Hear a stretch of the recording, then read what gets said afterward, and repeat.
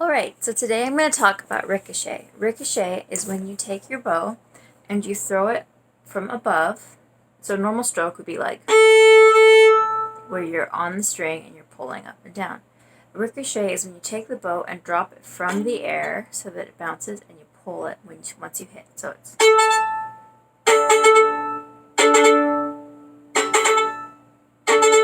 then see if you can isolate it to get one specific string. It's easiest to start with E.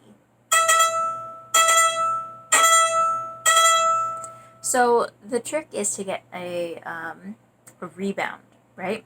So you're getting it, and then on the rebound of the bounds, you see how many notes you can get. So first try 2, then try 3,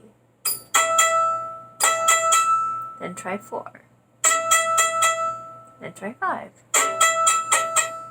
then try going the other direction. So for example, go up, down. Maybe down, down, up. That's a very common one. So ricochet is the only time that you're going to be approaching the string from the air. Every other time, with example, I think there's one other example. Every other time you're going to be starting from the string. Even spiccato. So that's starting from the string. You press in and release for spiccato. And you don't go in the same direction. It's usually all in the same direction, like, so that would be a spiccato ricochet mix, because you do have a little bit of a rebound. But straight ricochet, I'm going to do the example from, I think it's Mozart's third violin concerto.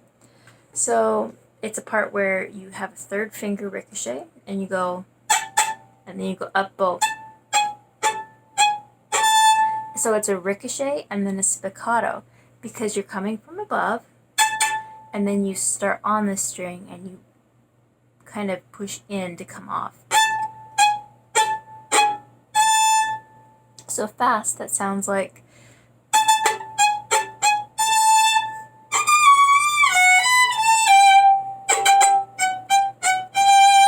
so it's kind of hard to balance the mix of freedom and control with ricochet. So again, I recommend you practice on the E string, going 2 in a row, down, up, and then maybe 3.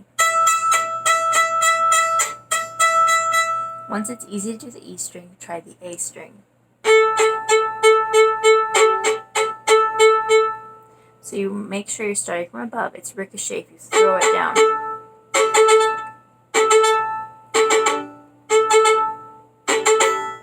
So obviously I'm trying to hold that last note longer. Again, it's usually if you separate the bow, it's a lot easier to do a longer tone. One of the other famous examples is William Tell's Overture, but we're not going to do that for right now. I've probably talked more than you needed to know. But that is the very basics of ricochet. You're starting from above the violin, and you're throwing the weight of the bow down so that it rebounds and bounces, and it's usually in the same direction. And then you can use that momentum in the opposite direction, though it's usually isolated to an extent so that you can use something more controlled like spiccato.